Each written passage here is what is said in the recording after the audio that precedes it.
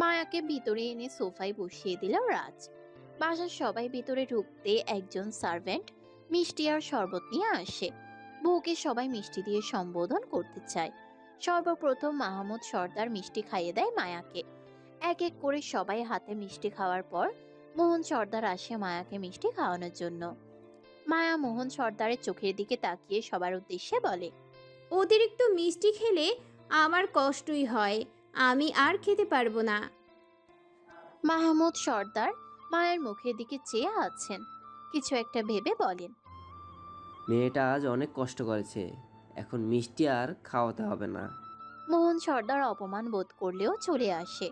মায়া ওনার দিকে তাকিয়ে ঠোঁটটা একটু বাঁকালো, যেন এটা যেন এটাও একটা অপমান হলো মায়ার তরফ থেকে। মাহমুদ সর্দার ভিতরে গেলেন কিছু সময়ের জন্য। মিনিট পাঁচেক পরে হাতে কিছু গহনার বাক্স নিয়ে উপস্থিত হলেন। হাতে প্রায় 7-8টা গয়নার বাক্স হবে। ওগুলো সার্ভেন্টদের ইঙ্গিত করতেই ওরা বাক্সগুলো নিয়ে মায়ের সামনের টেবিলে রাখলো। এক এক করে প্রতিটি বক্স খুলতেই গহনা দেখতে পেল সবাই। চোখ কপালে উঠল যে চোখ কপালে উঠল যেন সোনালির। যে গহনা আছে এগুলো পুরনো সময়ের, কিন্তু এখন এগুলোর মর্ম অনেক। বিক্রি করলে কোটি টাকা উঠে আসবে। সবগুলো গহনার মধ্যে সোনালির চোখ গেল সব থেকে বড় বক্সের গহনার দিকে। ওখানে একটি সীতাহার আছে, যেটার কারুকাজ নিজ মাহমুদ সর্দারের দাদি পছন্দ করে বানিয়ে যান। এরপর থেকে এবাড়ির বউয়েরা এই গহনা পায়। বউ বললেও ভুল হবে, যে বড় বউ সেই পায়। সোনালি শিওর এখন এটা মায়া পাবে। একবার মিলির দিকে তাকালো সোনালি, তারপর তার ছেলের কথাটাও ভাবলো। মিহির এখন সুইজারল্যান্ডে আছে। এই সর্দার বাড়িতে এসে সে এই গহনা আজ অব্দি দেখেনি, তার ছেলে মেয়েরাও দেখেনি, অথচ মায়া আজ হুট করে আসা মাত্রই পেয়ে যাবে। এটা ভেবেই রাগ যেন তরতর করে বাড়ল। মাহমুদ সর্দার বক্স থেকে সীতাহার নিয়ে মায়ার গলায় দিলেন। সোনালি 2 পা এগিয়ে এসে বলে, এটা করা কি ঠিক হলো? মাহমুদ সর্দার ভ্রুকুটি করে বলে, কোনটা করা? এই যে এই মেয়ে, চেনেন না জানেন না, আজ হুট করে বিয়ে তো দিলেন, আবার দামি গহনাও দিয়ে দিলেন। তো বাইরের কাউকে কিভাবে বিশ্বাস করা উচিত? এই বাড়িতে যেই বউ হয়ে এসেছে সবাই তো বাইরের মেয়ে। তাদের যদি বাড়িতে রেখে খাওয়াতে পরাতে পারি তাহলে আমার বৌমা কি দোষ করলো? মাহমুদ সর্দারের এহেন কথাতে কি বলবে সোনালি বুঝতে পারছে না। চোখ দিয়ে ইশারা করে মালিনীকে কিছু বুঝালো। মালিনী মাথা উপর নিচ করে এগিয়ে এসে বলে, বড় বউ হিসেবে তো এই গয়না আমি পাই, তাহলে এটা আমাকে আগে দেওয়া হয়নি কেন? এখন এই মেয়েকে দিচ্ছ যে? মায়া মালিনীর ব্যাপারটা বুঝতে পারছে না। রাজ একবার তো এরা, একবার কি সব বলছে, সবই মাথার উপর দিয়ে যাওয়ার মতো। মাহমুদ সর্দার চোখ রাঙিয়ে মালিনীকে বলেন, ছেলের বউ হয় তোমার, আর তুমি তাকে ঈর্ষা করছো? চিনি না জানি না খোঁজ খবর নেই, একে ছেলের বউ বলি কিভাবে? এত কথার তো দরকার নেই, খোঁজ খবর আমরা নিয়ে নিব। এত বড় কোম্পানির ওনার এই মেয়েটি, এটাই কি একটা পরিচয় না? বাকিটা আমাদের ছেলেই বুঝে নিবে। বাবা মা হিসেবে আমরা ছেলের ভালো চাইতে পারি না? ভালো চাইতে হলে জীবনে বাকি পথ যেন তারা সুখে দুঃখে একসাথে কাটায়, সেই চেষ্টা করো। বাড়তি কথা শুনতে চাই না। আমার ছেলের বউকে আমি গ্রহণ করে নিয়েছি, এখন তার দায়িত্ব তোমার সমতুল্য। সেও এখন তোমার মতো এই বাড়ির বড় ছেলের বউ। মালিনী থেমে গেল। সোনালি রাগান্বিত হয়ে আছে। রাজ মুখটা আফসোসের ভঙ্গিতে করে বলে, আমার বউকে নিয়ে দেখছি সবার আপত্তি।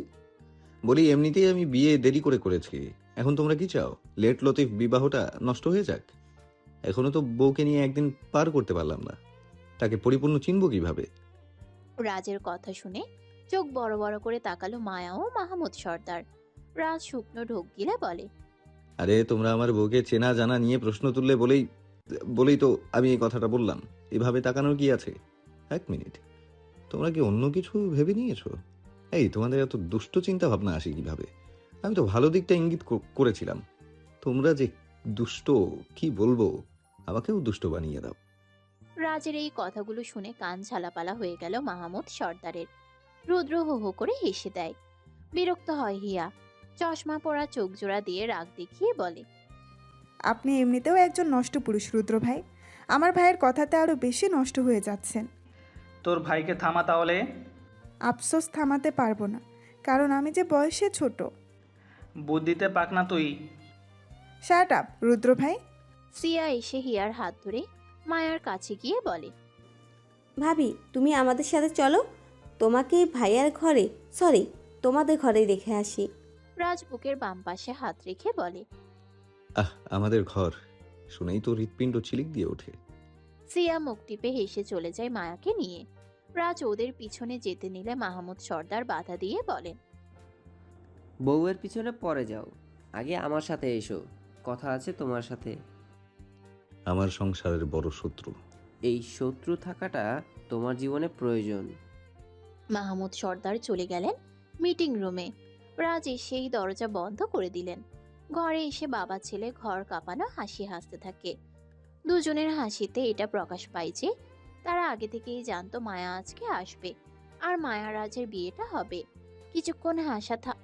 কিছুক্ষণ হাসার পর হাসি থামিয়ে মাহমুদ সর্দার বলেন, অবশেষে তোমার বউকে তোমার করে দেওয়া হলো, খুশি তো তুমি? ভীষণ খুশি বাবা। যাকে পেতে জীবনে এতগুলো বছর অধীর আগ্রহে দিন গুনতে থাকলাম, তাকে পেয়ে খুশি না হয়ে পারি? কিন্তু মায়ামাকে চোখে চোখে রাখতে হবে, কোনো অঘটন ঘটানোর সুযোগ দেওয়া যাবে না। আগে জানতে হবে আমাদের প্রয়োজনীয় জিনিসটি কোথায়। চিন্তা করো না বাবা, আগে আমাদের জিনিসটি হাতে পাবো, তারপর সবার ব্যবস্থা আমি নিজেই নেব। বেশি দেরি যেন না হয়। তোমার বউয়ের ধৈর্য কম, সে কিন্তু তোমার কার্যসিদ্ধির আগেই সবাইকে পরপারে পাঠিয়ে দিবে। এটাই তো ভয়, তবে আমি আমার বউকে সেই সুযোগ দিবই না। বলেই দুষ্টু হেসে রাজ দরজা খুলে সোজা চলে যায় শীষ বাজাতে বাজাতে। দরজার কোনায় সোনালি দাঁড়িয়েছিল, যে এতক্ষণ কান পেতেছিল কিন্তু শুনতে পায়নি কিছুই। রাজ যেতে যেতে শীষ বাজিয়ে গান গাইছে। ডাইনির দিন হইব রে শেষ, আমার বউ ডেমো দেখাইল যে বেশ, ছলাকলা আর হবে না পূরণ, বউ তোমাকে পাঠাইবে বৃন্দাবন। কথাটা গানের মাধ্যমে সোনালীকে বুঝিয়ে দিলেও সোনালী বুঝলো না কিছুই। ওনার আঁচল মুষ্টি করে ঘরে চলে যায়। রাজ যাবে তার বাসরে, বউ তার অপেক্ষায় আছে বলে কথা। কিন্তু প্রতিমধ্যে বাধা হয়ে দাঁড়ালো মিলি, সিয়া, হিয়া ও রুদ্র। ভাই বোনদের দেখে রাজ প্রকুটি করে বলে, বাসরে যাচ্ছিলাম তো ভাই, কোনো কিছু চুরি করে পালাচ্ছি না যে এভাবে দাঁড়িয়ে থাকবে আমাকে আটকাতে। রুদ্র বুকে দুই হাত গুজে বলে, বাসরে বোর চোরের মতো গেলে তো তাকে আটকাতেই হবে। আব্বে বেটা রুদ্র, আমি আমার ঘরে আমার বউয়ের কাছে আমার বাসর করতে যাব, এতে মনোবল শক্তি করা লাগে। তুমি আমাকে চোর উপাধি দিতে পারো না। আচ্ছা দিলাম না চোর উপাধি, এবার বাসরে যাওয়ার টাকাটা দাও। বাসর করে বাচ্চার বাপ হব আমি, তাহলে বাসরের টাকা কেন পাবে তুমি? কারণ বাসর করবে তুমি, কাকা হবো আমি। এবার কাকা হওয়ার আগে দিয়ে দাও তোমার বাসরের টাকাখানি। হিয়া রুদ্রকে হাতের কনুই দিয়ে গুঁতা দেয়। পেটে ব্যথা পেল রুদ্র। রাজকে প্রশ্ন করে, তোমার এই উপন্যাস প্রেমী বোনটা কি খালি উপন্যাস পড়ে গুতা মারতে শিখেছে, নাকি প্রেম টেম কিছু শিখেছে?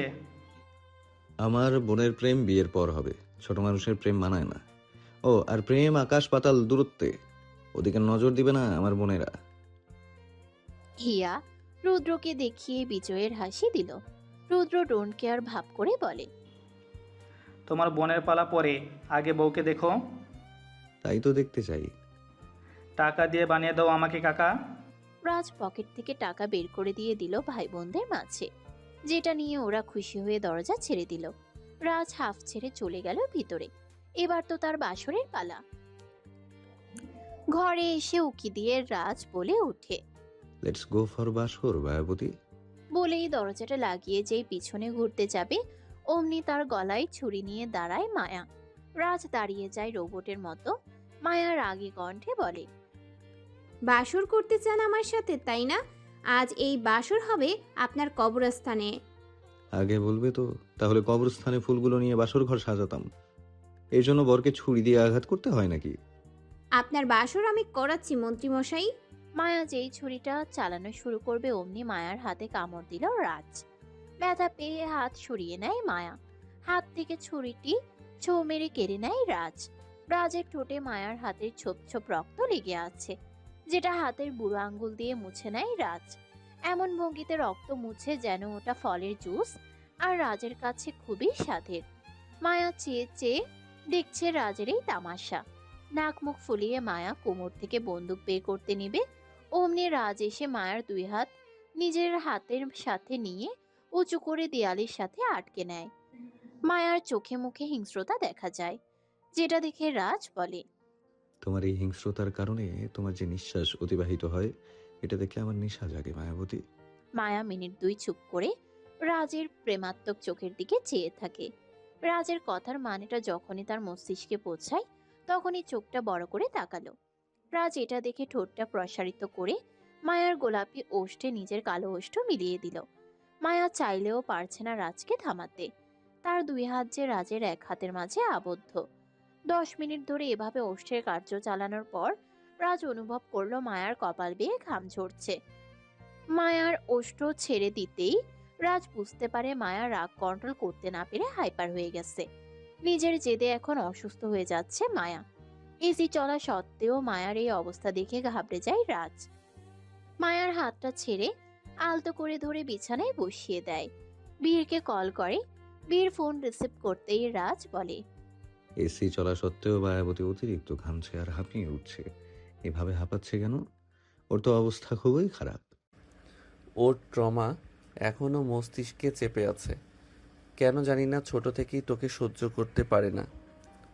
ছোটবেলায় তোর নাম নিলেই ও চারপাশ ভাঙচুর শুরু করে, যার তার গায়ে না দেখেই হাত তুলতো। ওকে অ্যাসাইলাম থেকে আনার আগে ডাক্তার বলেছিল অতিরিক্ত হাইপার হয়ে গেলে ওকে কোনো কিছুতে জোর না করতে। আর ঘামছে যেহেতু, তাহলে ওকে শাওয়ার নিতে বল। আমার এখানে থাকতে মৌ ওকে ওয়াশরুমে নিয়ে মাথায় পানি দিয়ে দিত। তুইও পারলে তাই কর। রাজ কল কেটে দিল। মায়াকে কোলে করে দাঁড়ায়। মায়া ছাড়ানোর চেষ্টা করে বলে, এখন আবার কি? ওয়াশরুমে চলো। কেন? বাথরুম বিলাস। কি? বাসরে আজ বাথরুম বিলাস হবে। মায়াকে ওয়াশরুমে এনে বাথটাবে ছেড়ে দেয় রাজ। রাজ ওর পাঞ্জাবির দুটো বোতাম খুলে মায়ের পাশে বসে। পাশে থাকা হ্যান্ড শাওয়ার নিয়ে মায়ার মাথায় পানি ঢালতে থাকে। মাথার মাঝ বরাবর পানি পড়ার সময় চোখটা বন্ধ করে রাখে মায়া। এতে করে একটু শান্তিও মেলে মনে। মস্তিষ্ক ঠান্ডা তো সকল কিছু ঠান্ডা। মায়ার মাথার পানি সব গড়িয়ে ঠোঁট থেকে গলার দিকে চলে যাচ্ছে, যেটা লোভাতুর দৃষ্টিতে দেখতে থাকে রাজ। নিজেকে সংযত রাখতে চেষ্টা চালাচ্ছে এখন। মায়াবতীকে কষ্ট দিবে না সে। কিন্তু যখনই তার চোখটা চলে গেল মায়ার হাঁটুর দিকে, দেখতে পেল লেহেঙ্গার নিচের অংশ উঠে হাঁটু বের হয়ে আছে। লেহেঙ্গার নিচের অংশ পানিতে গড়াগড়ি খাচ্ছে মাত্র, যেটা দেখা মাত্র ঢোক গিলতে থাকে রাজ। রাজের গলার মাঝে বরাবর অংশটা ফুলে উঠেছে ঢোক গেলার সময়। নিয়ন্ত্রণ হারানোর অবস্থা তার। মায়া ধীরে ধীরে চোখ খোলে। রাজ দুষ্টু হাসি মুখের কোনায় ফুটিয়ে বলে, আমরা তো স্বামী স্ত্রী মায়াবতী। তো একটা বৈধ চুমু দেয়া তো খারাপ কিছু না। মায়া তাকালো রাজের দিকে। রাগটা অনেক সংযত হয়েছে মায়ার, তাই স্বাভাবিকভাবে তাকিয়ে আছে রাজের দিকে। কোনো না কোনো দিক থেকে মায়া নিজেও রাজের প্রতি দুর্বল, যেটা মায়া দেখাতে চায় না। মায়ার কোনো উত্তর বা বাধা না পেয়ে রাজ ভেবে নিল মায়া রাজি তার প্রস্তাবে। মায়ার গলার পিছনে হাত রেখে সামনের দিকে গলার উন্মুক্ত স্থানে মুখ ডুবিয়ে দিল রাজ। ধীরে ধীরে রাজের মুখটা মায়ার দাড়ি সোজা চলে আসে। মায়া নিজেও চোখটা বন্ধ করে নেয়। রাজ মুখটা উপরে এনে চোখ বন্ধ থাকা মায়ার মুখের দিকে চেয়ে আছে। নাকের ডগায় অদর ছুঁয়ে নিচে নামে রাজ। মায়া আবারও চোখ খুলল। রাজ মায়াকে টাওয়াল দিয়ে বলে, আজকের মতো বাথরুম বিলাস এখানেই শেষ, বাকিটা তুমি সুস্থ হলে হবে। রাজ চলে যেতেই মায়া উঠে টাওয়াল পেঁচালো নিজের শরীরে। কিন্তু এই অবস্থায় বাইরে বের হতে চায় না, কারণ রাজ তাকে দেখলে আবারও অঘটন ঘটিয়ে দিবে। এই যে লুচু লোক, কখন কি করে ঠিক ঠিকানা নেই। মায়া গলা উঁচিয়ে বলে, শুনছেন? রাজ মাথা শুকাতে ব্যস্ত। মায়ার ডাক শুনে বলে, বলো। আমার ড্রেস দিয়ে যান। টাওয়েল দিয়েছি তো। এই অবস্থায় বের হব নাকি? আমি তো আছি ঘরে, আর কেউ তো নেই, তাহলে সমস্যা কোথায়? আপনি আমাকে ড্রেস দিবেন কিনা বলুন। রাগী কণ্ঠে বলার কারণে রাজ ঠোঁট কামড়ে হাসে। ওয়ার্ড্রব খুলে নীল রঙের একটি নাইট ড্রেস নিয়ে মায়ের দিকে ছুঁড়ে মারে। মায়া ধরে নেয় ড্রেসটি। হাতা কাটা নাইট ড্রেস দেখে মায়া নাক ফুলিয়ে বলে, এমন লাগামহীন মন্ত্রীমশাইয়ের কাছে এসব ছাড়া কোনো কিছুই আশা করা যায় না। তুমি চাইলে তোমার আশার বাইরের বাকিটুকু শেষ করে দিতে পারি। মুখটা বন্ধ করুন আপনার। রাজ ব্ল্যাঙ্কেট জড়িয়ে এসির পাওয়ার বাড়িয়ে দিল। মায়া নাইট ড্রেস পরে বাইরে আসে। রাজ মায়ের দিকে তাকিয়ে আছে মোহিত নয়নে। মায়ার মুখে এখন কোনো মেকআপ নেই, একদম ন্যাচারাল মুখ। ফর্সা মুখটাতে রক্ত জমাট, ঠোঁট দেখতে আকর্ষণীয় লাগে রাজের কাছে। দুই হাত মাথা নিচে রেখে মায়ের দিকে তাকিয়েই বলে, ভাবছি এবার থেকে প্রতিদিন তোমার ঠোঁটে রক্ত জমাট বাঁধার কারণ হব আমি। তুমি আমাকে দায়ী করতে পারবে না, স্বামী হয়ে বউয়ের ঠোঁটে রক্ত জমাট বাঁধিয়ে দিতেই পারি। মায়া হাতে থাকা টাওয়াল ছুঁড়ে মারল রাজের চোখের উপর। লাইট অফ করে রাজের পাশে শুয়ে পড়ে। মাঝে দিল কোলবালিশ। রাজ মুখ থেকে টাওয়াল সরিয়ে কোলবালিশে দিল এক লাথি। কোলবালিশ গড়িয়ে পড়ল খাটের নিচে। অসহায় কোলবালিশের জীবন নেই, তাই তো আর ব্যথা অনুভব করতে পারল না। না হলে এই রাতে সে কান্না করে দিত এভাবে লাথি খাওয়ার জন্য। মায়া বুঝতে পেরেও পাত্তা না দিয়ে উল্টো দিকে ফিরে চোখ বন্ধ রেখেছে। মনে মনে ভিন্ন এক অঘটন ঘটানোর পায়তারা চালাতে চায়। ভাবছে এখন রাজকে খুন করলে সোজা জেলে যাওয়া ছাড়া উপায় নেই। এর থেকে বরং আগে সোনালী ও মোহন সর্দারের ব্যাপারটা শেষ করে রাজের বিচার করবে। শত্রু হলেও স্বামী হয়ে যেন রাস্তার উপকার করলো। রাজ এসে মায়ার কোমর জড়িয়ে শুয়ে পড়ে। মায়া ছাড়ানোর ব্যর্থ চেষ্টা করছে। রাজ মায়ার গলার কাছে মুখ গুজে ফিসফিস করে বলে, জোর করে আমার বক্ষ থেকে দূরে যাওয়ার চেষ্টা করলেও পারবে না তুমি। তোমাকে আমার বক্ষে স্বাগতম করেছি নিজ দায়িত্বে। এটা আর কোনোদিনও এই বক্ষ থেকে আলগা হবে না। মায়ার চোখ দিয়ে পানি পড়ছে, মুছল না হাত দিয়ে। রাজ বুঝতে পারবে সে কান্না করছে, আর মায়া চায় না তার কান্নাকেও দেখুক। এই রাজ যত পারুক ইমোশনাল হোক, এতে তারই ভালো। বর্তমানে মায়ার মায়ের কথা মনে পড়ছে খুব। তার মাকে যদি অসম্মান করে বাড়ি থেকে বের করে না দিত, মা যদি ওই দিন অ্যাক্সিডেন্ট করে মারা না যেত, মায়া যদি গুন্ডাদের কাছে ধরা না পড়তো, তাহলে মায়া হয়তো এই পরিবারেই বেড়ে উঠত, খুশি খুশি হয়ে আপন করে নিত রাজকে। কিন্তু এই রাজের জন্যই তো তার মায়ের মৃত্যু হয়েছে। তাকে 2 বছর অ্যাসাইলামে থাকতে হয়েছিল। কোনোদিন ভুলবে না সেই তিক্ত অতীত। যারা যারা এই তিক্ত অতীতের কারণ, তাদের প্রত্যেককে নিজের হাতে মারবে মায়া। তবে মোহন সর্দার আর রাজকে মারবে তিলে তিলে। ভালোবাসার আঘাত দিয়ে জর্জরিত করবে সে। এটাই এখন মনে মনে স্থাপন করে নিল। গভীর রাতে বীরের কাছে কল করেছে তার গার্ডেরা।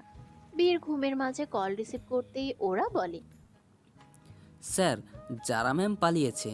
বীরের ঘুম ভেঙে গেল। চোখ মেলে বলে, তোরা কি করছিলি যে ও পালালো? একটুর জন্য ওয়াশরুম গিয়েছিলাম। সবাই মিলে একসাথে ঢুকেছিল যে একটা মেয়ে তোমাদের মতো গার্ড থাকতেও পালাবে? কতক্ষণ হয়েছে নিখোঁজ? 5 মিনিট হবে। দারোয়ান দেখেছে ম্যাম পিছনের গেট দিয়ে দৌড়ে গেছে, সাথে সাথে সেও দৌড় দেয় ম্যামের পিছনে, আর আমাকে কল করতে থাকে।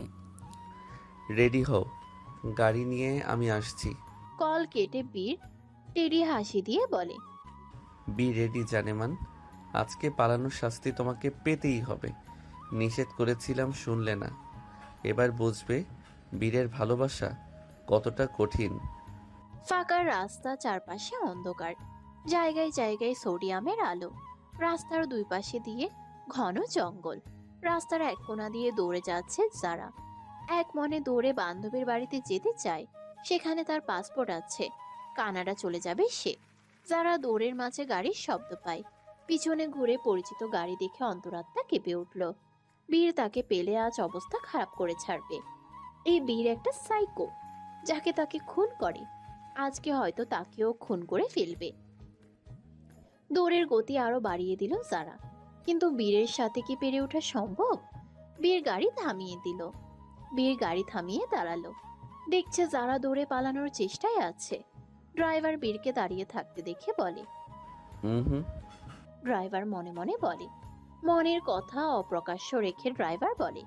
বীর তার প্যান্টের পকেট থেকে বন্দুক বের করে সোজা টার্গেট করে দূরে থাকা জারার দিকে। নিশানা বরাবর শুট করে দিল বীর। জারার সাথে সাথে বসে পড়ল মাটিতে। পায়ে হাত দিয়ে দেখলো রক্ত। পিছনে তাকিয়ে কান্না করে দেয়। বীর ধীর পায়ে তার দিকে এগিয়ে আসছে। এভাবে আসলে মিনিট 5 লেগে যাবে বীরের, কারণ বেশ খানিকটা দূরেই ছিল বীর। আস্তে আস্তে বীরের পা জারার দিকে এগিয়ে নিয়ে আসছে। জারা থরথর করে কাঁপছে। এখন পালাতেও পারবে না সে। জারা নিকট এসে হাঁটু গেড়ে বসে বীর। জারার পায়ের থেকে রক্ত বের হতে থাকে। বীর ড্রাইভারের দিকে তাকাতেই ড্রাইভার গাড়িতে থাকা মেডিসিন বক্স নিয়ে আসে। জারার পায়ে ঔষধ দিয়ে রক্ত পড়া থামিয়ে দেয়। এরপর যখনই জারাকে ধরতে যাবে, বীরের হাতটা ঝাটকা দিয়ে সরিয়ে দেয় জারা। অনেক হয়েছে শান্ত হয়ে এড়িয়ে যাওয়া। ভেবেছিল মাফিয়া আর খুনি ব্যক্তির সাথে তর্কে জড়ালে নিজেকেই পরপারে পাঠাতে হবে। এখন তো তাকে আঘাত করেই দিল। তাই তেজি কণ্ঠে বলে, ধরবেন না আপনি আমাকে। আপনি একজন খুনি। আপনার সাথে থাকার কোনো ইচ্ছেই নেই আমার। পারলে তো যারা এটাও বলে দেয় যে সুযোগ পেলে সে বীরকে জেলে ঢুকিয়ে দেবে, কিন্তু এটা বলা বাড়াবাড়ি হয়ে যাবে। দেখা গেল বীর ঠিকই জেলে যাবে না, উল্টো সে বীরের খাজানায় বন্দী হয়ে থাকবে। যে ছেলে পুলিশকে টিস্যু পেপারের মতো ব্যবহার করে, সেই ছেলের আবার এসবের ভয় দেখানো বেমানান। বীর ঠোঁটটা প্রসারিত করে নেয়। চোখ দেখে তাকে হিংস্র লাগে। যারার কথার পাত্তা না দিয়ে সে উল্টো যারার অতি নিকটে চলে আসে। ড্রাইভার চলে যেতে নেয়, বাকি গার্ডস চলে গেছে অনেক আগেই। বীর ইশারা করেছিল তাদের। সবাই যেহেতু এদিকে মনোনিবেশ রাখছে না, তাই বীর জারার থুতনি শক্ত করে ধরে। বীরের হাতের গুলি জারার সমস্ত মুখে বিচরণ করে বলে, তোর এত বড় সাহস, তুই এই আরহাম খান বীরের থেকে পালাতে চাস? এই আরহাম খান বীরের মনে রাজত্ব করেছিস তুই। রাজ করতে এসে পালালে তো হবে না জানেমান। এখানেই তোর রাজত্ব চালিয়ে যেতে হবে। মাথায় এটা ভালো করে সেট করে নে। আপনার মনে রাজত্ব করতে আমার ঘৃণা লাগে। খুনির মনে রাজত্ব করার ইচ্ছে আমার নেই। তাই বুঝি? তো কিভাবে পালাবি শুনি? এই খুনি তোকে পালাতে দিবেই না। যারা বীরের হাত ধরেছে, থুতনি ব্যথা করছে তার। এভাবে ধরে রাখলে তো অবশ হয়ে যাবে। এত চেষ্টা করেও ছাড়াতে পারছে না যারা। বীর অবশেষে হাত সরিয়ে জারার গালের দুই পাশে কোমলভাবে স্পর্শ করে। ব্যথা লাগা স্থানে মানে থুতনিতে বীর তার ঠোঁটের স্পর্শ দিতে থাকে। যারা তার হাত দিয়ে থামাতে থাকে আর বলে, আমাকে ছাড়ুন বীর, আমার অস্বস্তি লাগছে। বীর থেমে জারার চোখের দিকে তাকিয়ে বলে, কানাডাতে কে যেন আমাকে ডেয়ার পূরণ করার জন্য আমাকে কিস করেছিল জানেমান। যারা স্তব্ধ হয়ে আছে। কোনো কথা তার মুখে আসছে না। খাল কেটে কুমির তো সেই এনেছিল না, সে তখন বন্ধুদের সাথে ডিয়ার খেলতো, আর না বীরের প্রেমে পড়তো। বীর তো তার কাছে আসেনি, সেই প্রপোজ করেছিল বীরকে আগে। অতঃপর প্রেম হয় দুজনের। এখন যতই সে পালায় পালায় করুক, এই মাফিয়া কি আর তাকে ছাড়বে? কখনোই না। বীর বাংলাদেশের নামকরা মাফিয়া। এদিকে সে শাহমীর রাজের মামাতো ভাই। বীরের দাদা অর্থাৎ রাজের নানা ইখতিয়ার খান ছিলেন একজন মন্ত্রী। এরা তো বংশীয়ভাবে ভয়ানক পরিবার। নামডাক থাকার কারণে এদের সাথে কেউই পেরে উঠবে না। জারাকে চুপ দেখে বীর আর কোনো কথা না বলে জারাকে কোলে করে নিয়ে যায়। যারা ছুটোছুটি করে আর চিল্লিয়ে বলতে থাকে, ছাড়ুন আমাকে, আমি চলে যাব।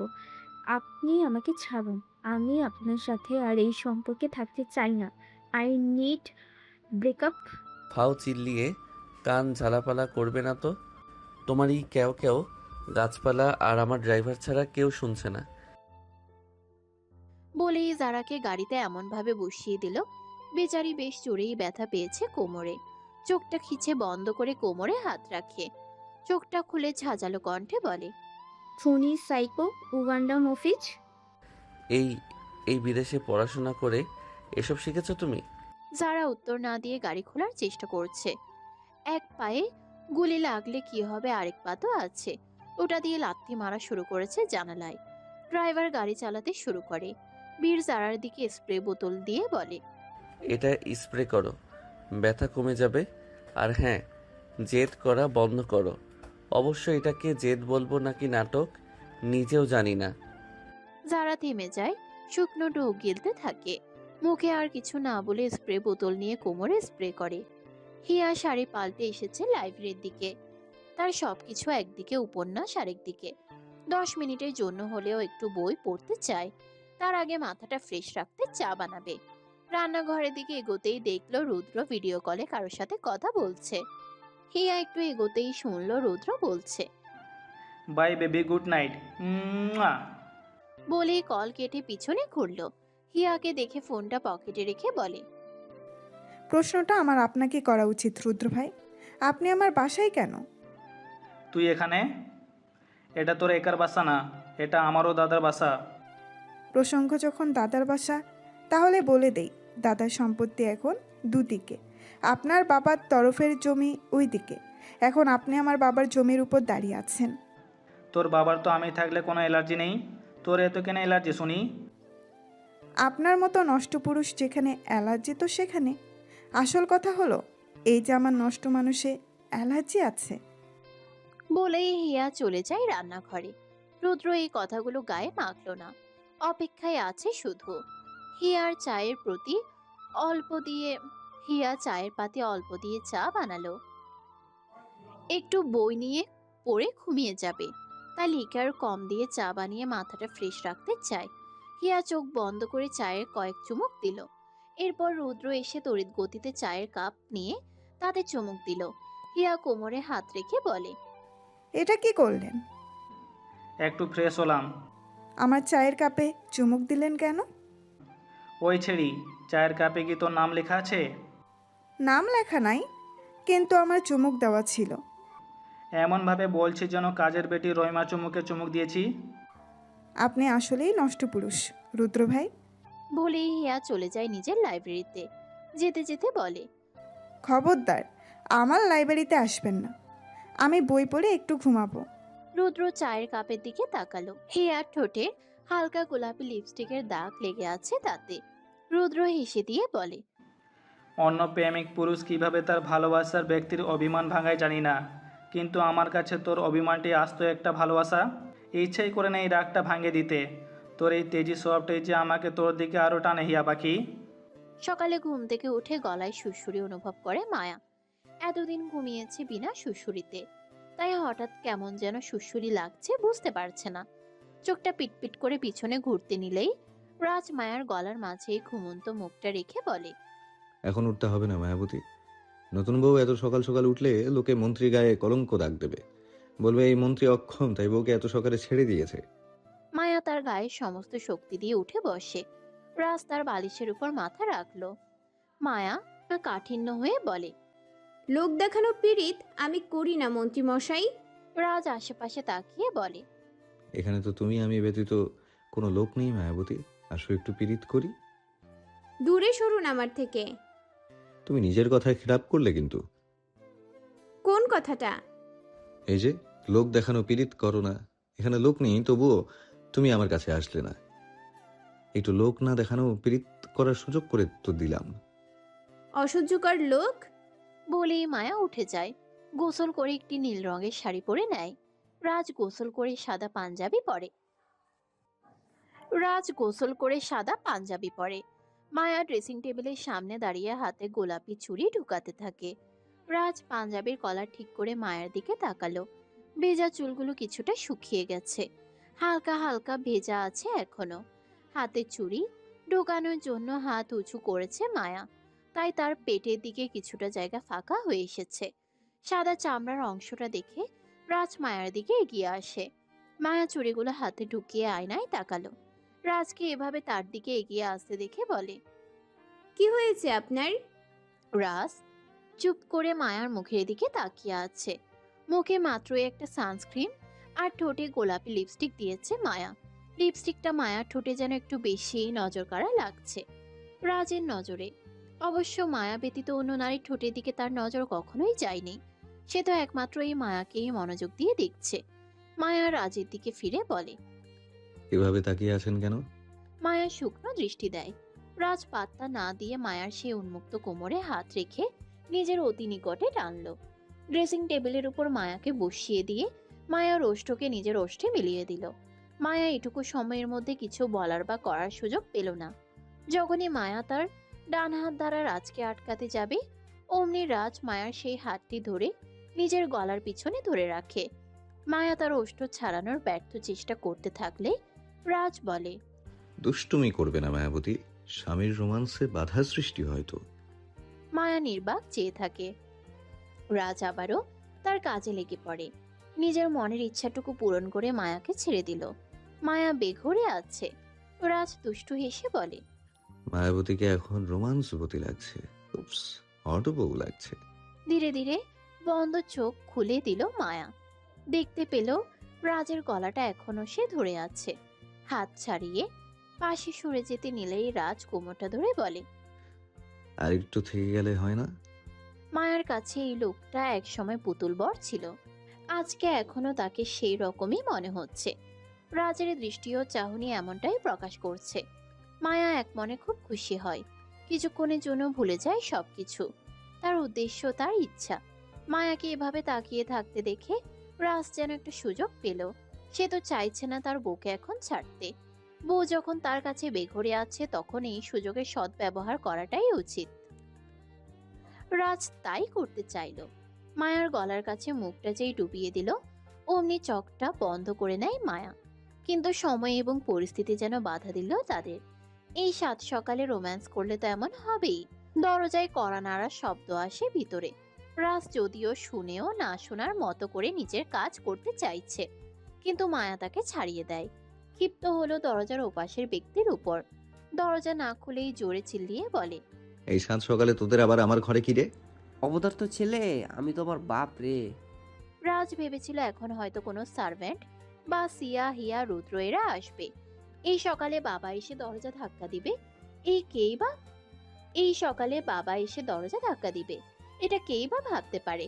বাবার কমন সেন্স নিয়ে বিরক্ত রাজ। রাতে বউয়ের হাঁপানি বেড়েছিল, তাই কিছু না করে ঘুমিয়ে যায়। এখন সকালে সুযোগ পেল, আর বাপ এসে বাধা।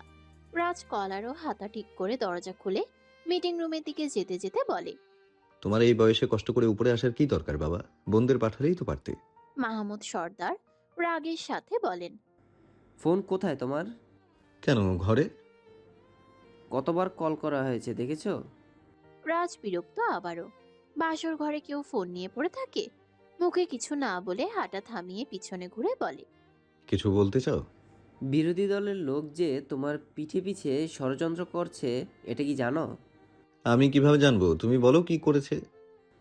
ওরা সর্দার বাড়ির অতীত তুলে ধরতে চাইছে। মোহন সর্দারের প্রাক্তন বউ কোথায় এবং তার সেই মেয়ে কোথায়, এই নিয়ে নতুন করে মুখ খুলেছে মিডিয়া। রাজ পিছেল হেসে বলে, কোথায় আমার বিয়ের হেডলাইন হবে তা না, উল্টো আমার কালনাক শ্বশুর আর শান্তশিষ্ট শাশুড়ির অতীত টেনে আনছে। এটা তোমার কাজে বাধা সৃষ্টি হবে। তুমি কি বুঝতে পারছো না? তোমার সম্মান ডোবাতে ওদের এই চক্রান্ত। বড় বড় উপদেষ্টা ও কর্মীদের ডোবাতে এসব ক্ষুদ্র ক্ষুদ্র বিষয়ে উপরে আনতে সবাই চায়। মন্ত্রীর ব্যক্তিত্ব যদি তার পরিবারের লোক দ্বারা বিচার করা হয়, তাহলে তো দেশ চলবে না। জনগণ তাকেই মন্ত্রী হিসেবে স্থান দেবে যাকে তাদের প্রয়োজন। এই শাহমীর রাজ সবার প্রয়োজন মেটানোর মতো কাজটাই করে বাবা, তাই আমাকে ডোবানো এতটা সহজ না। রাজের কথার মাঝে আছে নিজের প্রতি দৃঢ় বিশ্বাস। এই কয়েক বছরে সে যে পরিশ্রম করেছে, তাতে 90% জনগণ তার ভক্ত। জনগণের জন্য যেটা সঠিক, সেই সিদ্ধান্ত নিয়েছে রাজ। কখনো অধিক টাকার বিনিময়ে ভুল সিদ্ধান্ত নেয়নি। মাহমুদ সর্দার তার ছেলের এই কাজগুলোকে মনে প্রাণে সম্মান করে। রাজ সিঁড়ি দিয়ে নামতে নামতে বলে, তোমার বৌমার চক্রান্তে তুমিও পা দিলে বাবা। বিয়ে করেছি, কাল রাতটাও ঠিকভাবে যেতে পারলো না। তোমরা এক একজন যেন আমার বৈবাহিক সম্পর্কের বাধা। তোমাদের কি ক্ষতি করেছি যে আমার বিবাহিত জীবন সুখের করতে দিচ্ছ না? মাহমুদ সর্দার পারলে তো এখানেই সিঁড়ি থেকে এক লাথি মেরে রাজকে ফেলে দিতেন, কিন্তু রাজের কিছু হলে মন্ত্রীর খুনের কেসে তাকেই ফাঁসতে হবে। সব থেকে লজ্জাজনক ব্যাপার হবে, ছেলেকে খুনটা করেছেন কারণ ছেলে তার লাগামহীন। এটা যদি খবরের কাগজে ছাপানো হয়, মান সম্মান আর কিছু থাকবে না তার। কেমন দেখা যায় যদি কাগজের পাতায় লেখা থাকে, শ্রদ্ধেয় মন্ত্রী শাহমীর রাজ লাগামহীন হওয়ার কারণে তার শ্রদ্ধেয় পিতা তাকে উষ্ঠা মেরে সিঁড়ি থেকে ফেলে খুন করেছেন। হেয়া সকাল সকাল উঠে বই হাতে নিয়ে ব্যালকনিতে বসে আছে। বই পড়ার জন্য না, পরিবেশ দেখছে। চশমা চোখটা চারিদিকে বোলাতে থাকে হিয়া। চোখটা যখন সুইমিং পুলের দিকে যায় দেখতে পায় রুদ্রকে। জিম করছে ছেলেটা, স্যান্ডো গেঞ্জি পরা আর জিন্স। সুইমিং পুলের গা ঘেঁষে উবুর হয়ে 2 হাত ফ্লোরে চেপে ধরে টান টান হয়ে ব্যায়াম করছে এখন। লম্বা চওড়া স্বাস্থ্যকর শরীর যেন মেয়েদের দৃষ্টি আকর্ষণ করতে সক্ষম। হিয়ার মনটা তো কবেই জয় করে নিয়েছে, কিন্তু হিয়ার মনের দহনে মেটায়নি এই লোকটা। হিয়া কষ্ট পেল খুব সেদিন যখন সে রুদ্রকে দেখেছিল। একটা মেয়ের হাত ধরে রেস্টুরেন্টের ভিতরে ঢুকতে খুব কষ্ট হয় তার। এরপর ভ্যালেন্টাইন ডে এর দিন হিয়া ভেবেছিল রুদ্রকে প্রপোজ করবে, কিন্তু পারল না মেয়েটা। রুদ্র একগুচ্ছ গোলাপ নিয়ে জনসম্মুখে একটি মেয়েকে প্রপোজ করছে। মেয়েটিও তাকে অ্যাকসেপ্ট করে নিল। এটা দেখে আহত হয় হিয়া। এরপর আবার আরেকটি মেয়ের সাথে ডেট করতে দেখেছে রুদ্রকে। আবার একদিন মদের আড্ডায় কিছু ছেলেদের সাথে দেখে হিয়ার মনে ঘৃণার সৃষ্টি হয় রুদ্রের প্রতি। হিয়ার চশমা পরা চোখটা দিয়ে কয়েক ফোঁটা পানি গড়িয়ে পড়তে থাকলো। সে আহত রুদ্রের এমন ব্যবহারে। এমন কেন তার ভালোবাসার মানুষটা? এখন আবার হিয়া দূরে দূরে থাকতে চায়, তো এই লোকটা দূরে যায় না, বরং বেহায়াপনা করে তার সাথে। হিয়ার ভাবনার মাঝেই দূর থেকে রুদ্র বলে, হিয়া পাখি। হিয়ার মনটা শীতল হয়ে আসে। চোখটা রুদ্রের দিকে যায়। রুদ্র হাসি হাসি মুখ করে বলে, সকাল সকাল বই নিয়ে বসেছিস? আপনার মতো একাধিক নারী নিয়ে ব্যস্ত থাকলে বুঝি খুশি হতেন? তুই কেন নারী নিয়ে ব্যস্ত থাকবি? সেই তো, আমি তো পুরুষ নিয়ে ব্যস্ত থাকবো। ব্যস্ত থাকার আগে তার অ্যাড্রেসটা আমাকে দিয়ে দিস। কেন? হিয়া চলে গেল ভিতরে, আর উত্তর দিল না। নির্লজ্জ মন তার। এক পলক দেখার জন্য সকালবেলা টেনে নিয়ে আসে। দেখা শেষ, এখন লাইব্রেরির দিকে যাবে। বিয়ের পর সর্দার বাড়ির বউদের জন্য নিয়ম আছে। এটা হলো নতুন বউ হয়ে যে কোনো এক ধরনের রান্না করবে। রাজ এখন পিয়াসদের সাথে মিটিং রুমে ব্যস্ত আছে। বিরোধী দলের সাথে নাকি তার দলের একজন যোগ হয়েছে, সাথে করে রাজের নাম করে চাঁদাবাজি শুরু করেছে। আরো কিছু কথাবার্তা নিয়ে বসেছে রাজ ও প্রিয়াস। এদিকে মায়া শাড়িটা ঠিক করে নিজেকে পরিপাটি করে নিচে নেমেছে। মায়াকে দেখে মালিনী বলে, বাড়ির নতুন বউদের কিছু নিয়ম আছে। মায়া ডোন্ট কেয়ার ভাব নিয়ে তার দাদা জানের আলিশান আসন, যেখানে বসার সাহস রাজ ব্যতীত এ বাড়ির কেউ অবধি দেখায় না, সেখানে গিয়ে বসলো। মালিনী যদিও অবাক হয়ে যায়, কিন্তু ওখানে উপস্থিত সোনালি আর মোহন সর্দার যেন রাগে ফেটে যাচ্ছে। এই বাড়ির রাজকীয় আসন এটা, যেখানে বসার অধিকার রাখে এই বাড়ির প্রধান ব্যক্তি। মায়া কাল আসতে পারল না, আজকে এখানে বসেছে দেখে রাগ মাথায় চেপেছে সবার। এই বাড়ির রাজকীয় আসন এটা, যেখানে বসার অধিকার রাখে এই বাড়ির প্রধান ব্যক্তি। মায়া কাল আসতে পারল না, আজকে এখানে বসেছে দেখে রাগ মাথায় চেপেছে সবার। এমনটা না যে তাকে কেউ আহ্বান করেছে বসার জন্য। মোহন সর্দার কিছু বলতে যাবে তার আগে মায়া অগ্নি দৃষ্টি দিল তার দিকে। তবুও মোহন সর্দার থেমে থাকেনি, তেড়ে আসার সাথে বলতে থাকে, আমার বাবার আসনে বসার সাহসিকতা আসে কিভাবে তোমার? মায়া ঠোঁটটা তিরস্কারের ভঙ্গিতে করে বলে, এভাবে তাকিয়ে আছেন কেন? বাবার কোন কথাটা রেখেছেন আজ অবধি যে এভাবে বাবার সুপুত্রের পরিচয় দিচ্ছেন? বড় হয়ে আমি তোমার, এই বাড়িতে আরও কয়েকজন আছে, আরও গুরুজন আছে, এই আসনে বসার অধিকার তুমি রাখো না। এখানে বড় ভাই না হলে রাজ বসবে, কিন্তু তুমি না। স্বামীর রাজের বউ আমি, স্বামীর স্থানে তো বউয়ের অধিকার সবার আগে। সেই অধিকার কাল আমাকে আমার স্বামী নিজে দিয়েছে। আমাদের ছেলেটাকে ভালোই তো বশ করেছো তুমি। সোনালির থেকে এমন কথা শুনে মায়া মুখে হাসি ফুটিয়ে বলে, রিয়েলি কাকি শাশুমা, স্বামীকে বউরা বশ করে এইটা তো আমি জানতাম না। হ্যাঁ, এমনটা যদি হতো যে স্বামীর রাজের বউ না হয়ে রাস্তার মেয়ে হতাম, আর সেই রাস্তার মেয়ে হয়ে অন্যের স্বামীর দিকে ডাইনির নজরে নিজের করে পেতাম, তাহলে মানতাম এটাকে বশ করা বলে। সরি বাট নো সরি, আমি পরের বরের দিকে লোভাতুর দৃষ্টি দেই না। আর আমার কাছে এমন কথা ওই ধরনের মহিলা বলতে পারে যারা এমন নোংরা ধরনের। মায়ার কথার মাঝে যে তার অতীত প্রকাশ পায় এটা সোনালি স্পষ্ট বুঝতে পারে।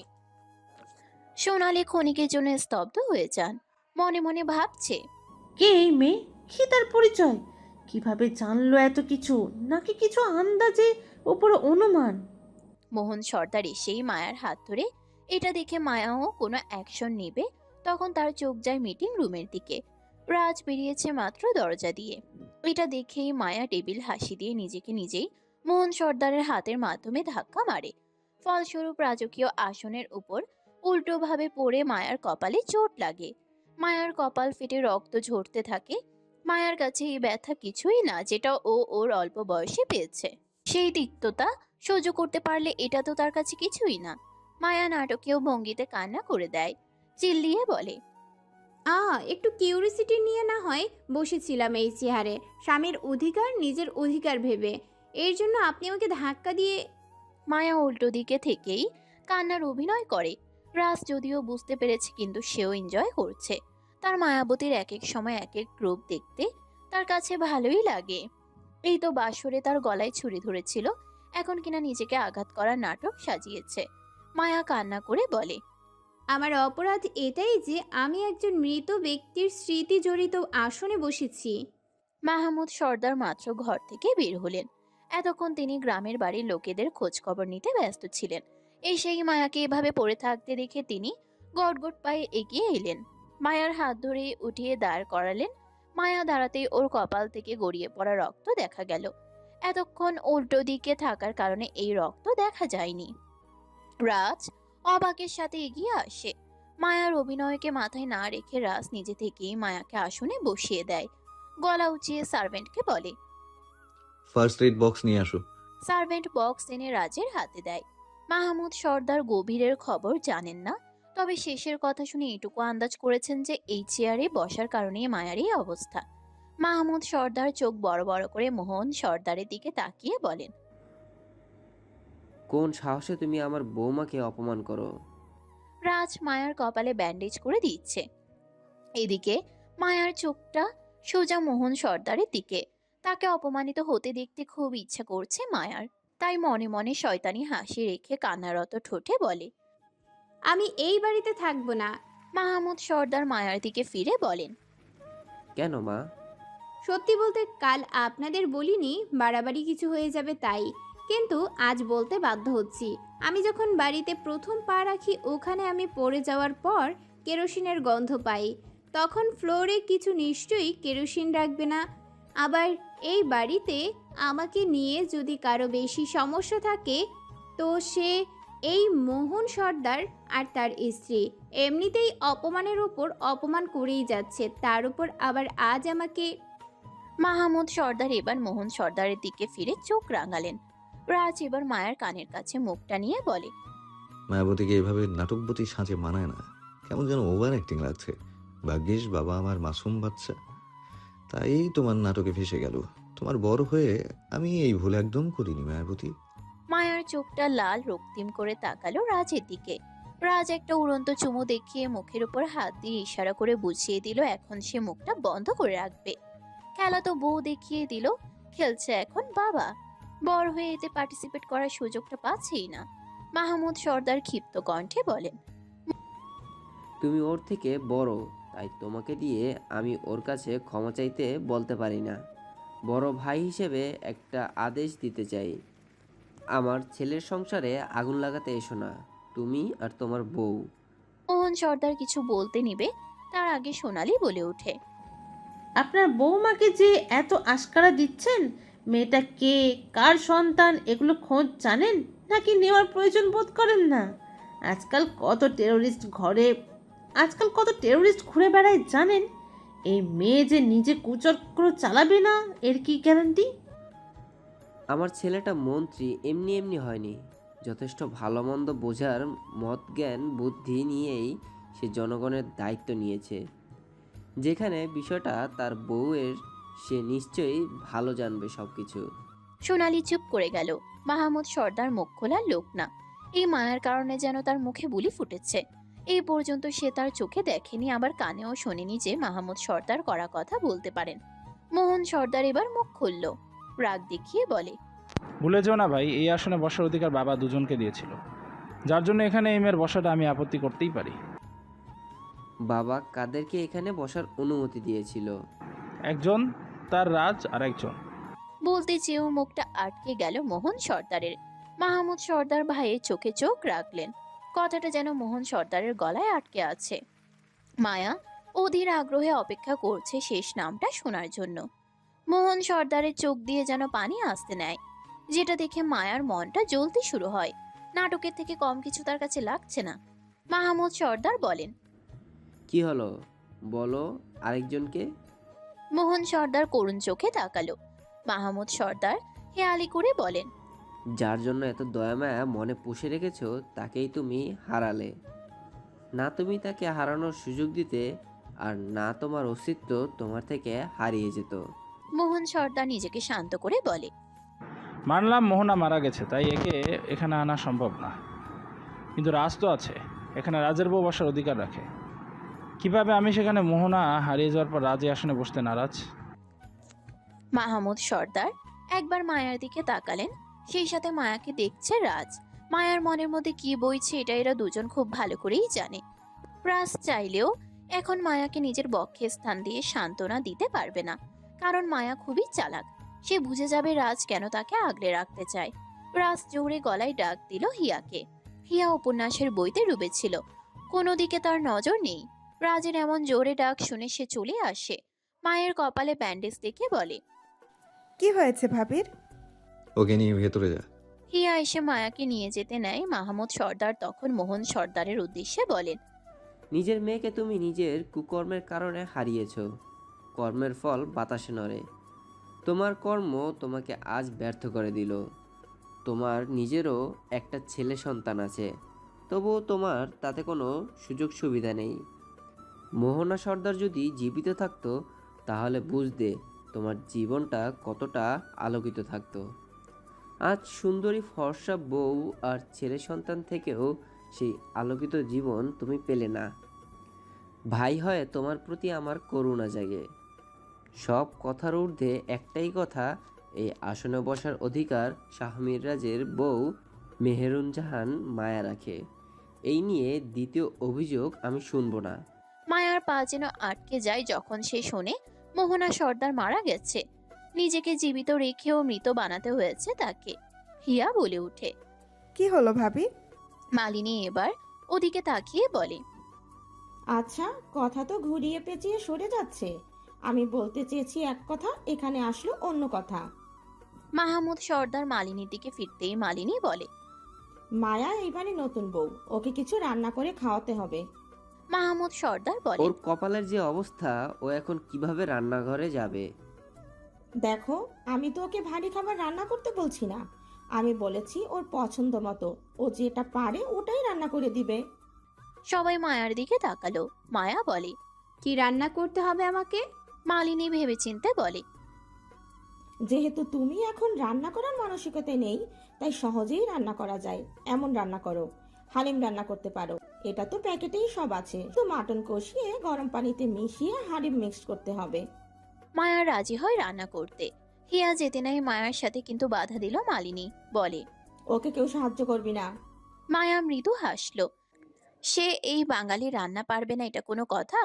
সে তো আশ্রমের লোকের জন্য এক এক সময় এক এক রান্না করে।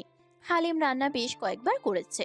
এখন মডার্ন হয়ে থাকা মানেই সবাই মনে করে রান্না বান্নায় মেয়েরা পিছিয়ে। রাজ বিড়বিড় করে মাহমুদ সর্দারের কানে কানে বলে, তোমার এই সেকেন্ড বউ আমার ফার্স্ট বউকে এত খাটিয়ে মারতে চায় কেন বাবা? মাহমুদ সর্দার যে এতক্ষণ তার বউয়ের হয়ে প্রতিবাদ করলো, এগুলোর জন্য একটা থ্যাঙ্কস সে তো পেল না। অথচ এখন যেই মালিনী মায়াকে কথা শুনিয়ে দিল, অমনি ছেলে তাকে কানে কানে খোঁচা মারছে। মাহমুদ সর্দার আফসোসের সাথে বলেন, ওটা তোমার সেকেন্ড মাকেই জিজ্ঞাসা করো। আমি তো তার মনের কাছে কান পেতে নেই যে সব জেনে যাব।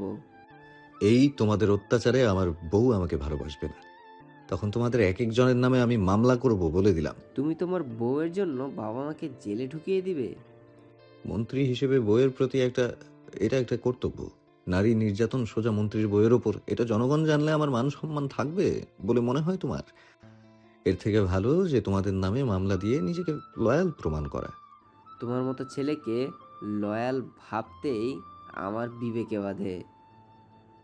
ওই বিবেকের দরজাটা একটু বড় করো, তাহলে দেখবে বিবেকে কিছুই বাঁধবে না। মাহমুদ মাহমুদ সর্দার কিছু না বলে চলে গেলেন নিজের ঘরে। এখন আবার মায়ার রান্নার জন্য অপেক্ষা। মায়া চলে গেছে রান্নাঘরে। কোমরে শাড়ি গুজে রেখেছে মায়া। কেবিনেট থেকে রান্নার জিনিসগুলো নিয়ে রান্না চাপালো। কিছু একটা ভেবে একটা বড় হাঁড়িতে দুধ ঢালতে লাগলো। পোলাওয়ের চাল ধুয়ে পাশে রাখলো। ইচ্ছা করছে পায়েস রান্না করবে। খুব খুশি সে, একটার পর একটা বাজিমাত করে। রান্নার মাঝেই মায়া অনুভব করলো তার কোমর দিয়ে একটা বলিষ্ঠ হাত চলে যাচ্ছে। মায়া জানে এটা কার হাত। মায়া পিছন ঘুরে বলে, রান্না করছি আমি। হালিম রান্না করতে বলেছিল, পায়েস কেন? ইচ্ছা হলো। কেন, আপনার আপত্তি আছে? Of course not. বলেই রাজ মায়ার কপালের ব্যান্ডেজের দিকে তাকালো। মায়া রাজের দিকেই চোখ আবদ্ধ রেখেছে। রাজ মায়ার কপালের ব্যান্ডেজের উপর ঠোঁটটা ছুঁয়ে গুনে গুনে 7টা চুমো দিল। আরো কয়েকটা দিতে যাবে তখনই সেখানে আসলো মিলি। মিলি ফোনে কথা বলতে বলতে ঢুকছে, তাই রাজ বুঝে যায় আর দূরে সরে বিড়বিড় করে বলে, আমার সংসারের দুশ্মন। তুমিও আছো ব্রো?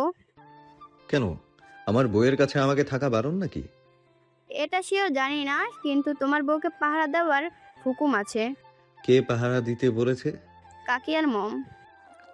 মিলি রান্নাঘরে প্রবেশ করে মায়াও রাজকে দেখে হেসে দিল। কান থেকে হেডফোন খুলে গলায় ঝুলিয়ে বলে, আহ, কি সুন্দর গ্রান। কিন্তু মম যে বললো তুমি হালিম রান্না করবে। ভাবলাম আজকে একটু পায়েস রান্না করি, প্রথম এন্ট্রি সর্দার বাড়িতে, তাই। মায়া কোনো রিয়াকশন না দেখিয়ে দুধে চিনি ঢালতে থাকে। অন্য পাত্রে পোলাও ফুটিয়ে নিল। মিলি পায়েসের ঘ্রাণ পেল, চোখ বন্ধ করে বলে। রাজ চলে গেল। মিলি ওর মতো ফোন টিপছে। মায়া নিজের মতো করে রান্না করছে। হালিম রান্না শেষ করে পাশেই রেখেছে। মিলি তার মতো ব্যস্ত ফোনের দিকে। মায়া একবার সেদিকে তাকিয়ে আবার রান্নায় মনোযোগ দেয়। কিছু একটা ভেবে মুচকি হেসে ঝালের গুঁড়ার কোটা হাতে নেয়। সমস্ত ঝাল হালিমের সাথে মিক্স করে দিল মায়া। মনে মনে বলে, আমার মাকে যেভাবে তিলে তিলে অত্যাচার করে বের করেছিলেন মিথ্যা অপবাদ দিয়ে, আমিও ঠিক তাই করব। তবেই না আমার কলিজা ঠান্ডা হবে। মায়ার মুখে ভয়ঙ্কর হাসি। পায়েস রান্না শেষ করে মিলির দিকে ফিরে বলে, আমি সবাইকে ডেকে আসি। এই না না, আমি যাচ্ছি, তুমি টেবিলের কাছে যাও।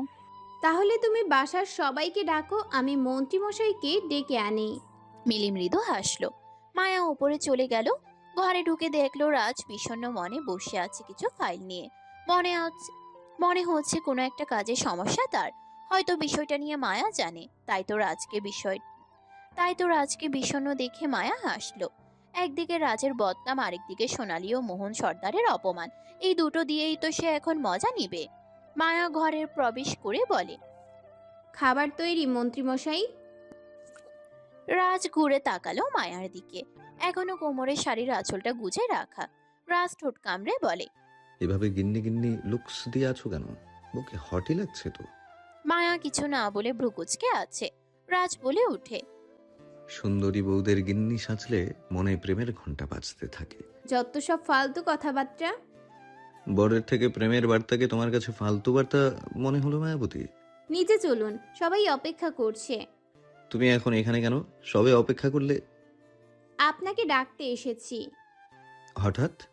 স্বামী না খেয়ে থাকলে তো স্ত্রীর দায়িত্ব তার খোঁজ নেওয়া, সেই দায়িত্ব পালন করেছি। সোফা থেকে লাফিয়ে দাঁড়ালো রাজ। মায়া কিছু বুঝলো না। রাজ মায়ার কাছে এসে বলে, স্বামীকে মানে আমার স্ত্রী মানে তুমি খোঁজ নিতে এসেছো, এটাই বলতে চাও তো তুমি? এছাড়া আর কি বোঝানো যেতে পারে? অন্যান্য স্বামীরা এই স্বামী ডাক শুনলে কি করে জানি না, কিন্তু বিশ্বাস করো মায়াবতী, তোমার মুখে এই স্বামী ডাক আমার কাছে যেন লাগলো এক বিপদের আভাস। রাজ কথাটা মায়ার চোখের দিকে তাকিয়ে বলে। মায়া এতক্ষণ নাটকীয় ভঙ্গিতে হাসি হাসি ভাবেনে কথা বললেও এখন সে রাজের মুখের দিকে সন্দিহান নজরে তাকালো। রাজ কি তবে জেনে গেল সে আসল মোহনা সর্দার? সেই মোহনা সর্দার যাকে এক ঘন কালো অন্ধকার রাতে তার মায়ের সাথে ঘাট ধাক্কা দিয়ে বের করে দেওয়া হয়। রাজ যদি সব জেনে যায় তাহলে তো তার প্রতিশোধ নেওয়া সম্ভব হবে না। এমনটা ভেবে মায়া আবারও ভাবলো, এই লোক সব জানলেও সমস্যা কি? আগে এটাকে মেরে এর মৃত্যুর দায় বানিয়ে দিব সোনালী আর মোহন সর্দারের ঘাড়ে, মামলা খতম। মায়ার হুঁশ ফিরল রাজের এক চুমুতে, তাও আর কোথাও না, সোজা তার নাকের উপর। মায়া ভ্রুকুচকে তাকালো। রাজ তার এক আঙ্গুল দিয়ে মায়ার নাক ছুঁয়ে বলে, আমার দুষ্ট মায়াবতী। বলেই বের হয়ে গেল রাজ। রুদ্র আর আহান সর্দার এসেছে সকাল সকাল। ওরাও এখানেই প্রায় প্রায় খাওয়া দাওয়া করে। মাহমুদ সর্দার তাদেরকে আজ এখানে আসতে বলেছে। হিয়া নিচে নেমে রুদ্রকে দেখে। রুদ্র ঠোঁটে দুষ্ট হাসি ঝুলিয়ে রেখেছে। হিয়া এটা দেখে মুখ ভেঙচি দিয়ে মাহমুদ সর্দারের পাশে বসতে নেয়, কিন্তু পারল না বসতে। তার আগেই সিয়া ওখানে বসে। হিয়া রাগ দেখিয়ে বলে, এই চেয়ারে আগে আমি বসতে এসেছিলাম। তুই বসতে আসলে বসতেই পারিসনি। কোন চিন্তায় মগ্ন ছিলি যে 1 মিনিটের জায়গায় 10 মিনিট লাগিয়ে দিস? আমি যে কয় মিনিট লাগিয়ে দেই না কেন, তুই কেন বসবি এখানে? আমি বাবার পাশে বসবো। বাবা কি তোর একার যে তুই বাবার কাছে বসবি? বাবা আমারও। তোর বাবা জেনে আমার কি রে ভুটকি? এই শুটকি, একদম আমাকে ভুটকি বলবি না। নিজে শুটকি আবার আমাকে বলে ভুটকি। তোর কোন দিক থেকে মনে হয় আমি শুটকি? তোর মতো ভুটকি না বলে আমাকে শুটকি বলতে পারিস না? আলবাত বলতে পারি। তুই যদি আমাকে ভুটকি বলিস তাহলে আমিও তোকে শুটকি বলতে পারি। লিসেন ভুটকি, আমি পারফেক্ট আছি। পাটকাঠি না যে শুটকি বলবি। লিসেন শুটকি, আমি পারফেক্ট আছি।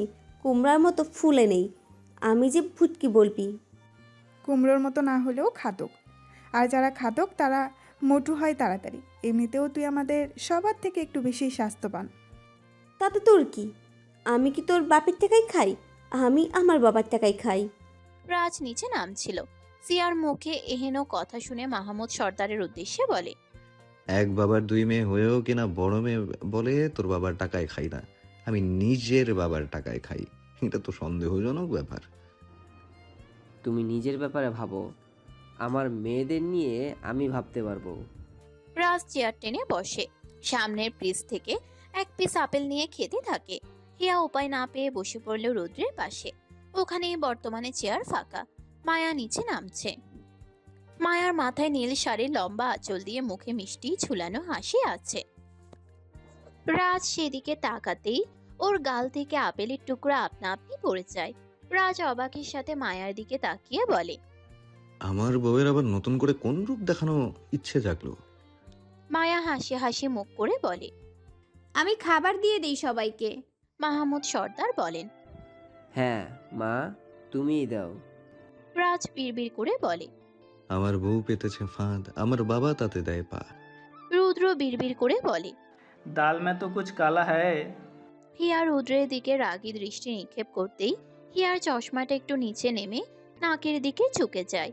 রুদ্র তার বাম হাতের এক আঙ্গুল দিয়ে চশমাটা ঠিক করে দিয়ে বলে, এভাবে তাকাচ্ছিস যেন আজকের ব্রেকফাস্ট খাবার না। আজ তো আমাকে গিলে খাবি। আমাকে কি আপনার রাক্ষসী মনে হয়? একদমই না। তবে রাক্ষসী হলে ভালোই হতো। আপনাকে গিলে না খেয়ে সোজা পৃথিবী থেকে ভস্ম করে দিতাম। এই জন্যই তো তুই আমার সুইট হিয়া পাখি। আহান সর্দার চামচে হালিম নিয়ে গালে ঢোকানোর আগে বলে, ও, তোমাদের বলা হয়নি পরশুদিন আদ্র আসবে। থেমে গেল সিয়ার হাত। মুখটা লজ্জায় ভরে গেল। আহান সর্দার কথাটা বলেই মুখে হালিম ঢুকালেন। কিছুক্ষণ আরামের সাথে খাওয়ার পরই তার মুখ বন্ধ হয়ে গেল। মাহমুদ সর্দার নিজেও চামচটা মুখে ঢুকানোর আগে বলেন, ও, তাহলে তো আরো ভালো হলো। আদ্র আসার পর রিসিপশন পার্টি হবে। বাকিটা আর বলতে পারলেন না। তারও মুখ বন্ধ হয়ে গেল। মালিনী, সোনালি ও মোহন সর্দার এরা ঢকঢক করে পানি পান করছে। টেবিলের উপর থাকা দুটো জগ যেন কাড়াকাড়ি বাঁধা শুরু। হিয়া আর সিয়া হা হয়ে দেখছে, কারণ ওরা গালে দেয়নি খাবার। রুদ্রের ঠোঁট লাল। হিয়া দেখেই বুঝে যায় খুব ঝাল লেগেছে তার। এদিকে বাবা কাকাদের অবস্থাও তাই। হিয়া দৌড়ে গিয়ে রান্নাঘর থেকে লেবু আনে। লেবুর পিস সবার হাতে দিয়ে বলে, একটু করে লেবুর রস জিহ্বায় দাও, ঝাল কমে যাবে। সবাই তাই করলো। রাজ মুখের ঝাল কমিয়ে বিড়বিড় করে বলে, যেই সন্দেহ করেছিলাম ঠিক তাই হলো। ওটা স্বামী ডাক ছিল না, আসলে আসামি হয়ে স্বামী ডাকতে এসেছে। রুদ্র চেয়ার থেকে উঠে রাজের পাশে থাকা জগ থেকে পানি নিয়ে গিলে বলে, তোমার বউ রাগ মেটাবে ভালো কথা, কিন্তু আমার অন্যায়টা কোথায় ব্রো? যারা রাগের যোগ্য তাদের উপরেই ঝাল দিয়ে রাগ মেটালে হতো। আমরা তো কিছু বলতাম না। যেখানে স্বামী নিজেই বউয়ের কাছে সুরক্ষিত না, সেখানে তুই দেবর হয়ে কিভাবে বাঁচতে চাস? সোনালি পানি গিলে বলে, এতগুলো ঝাল কেউ দেয়? মারতে চাও নাকি আমাদের? মায়া অবাক হওয়ার অভিনয় করে বলে, কি বলছেন কাকি শাশুমা? এখন না বোঝার ভান করছো তুমি? এত ঝাল খেয়ে গাল লাল হয়ে গেছে। মায়া মুখে হাত দিয়ে বলে, আমি তো সব ঠিক মতো দিয়েছিলাম। ইনফ্যাক্ট আমি তো খাবারটা মুখে নিয়েছি, পারফেক্ট ছিল সব কিছু। তাহলে ঝাল লাগলো কিভাবে? খুব বেশিই ঝাল ছিল।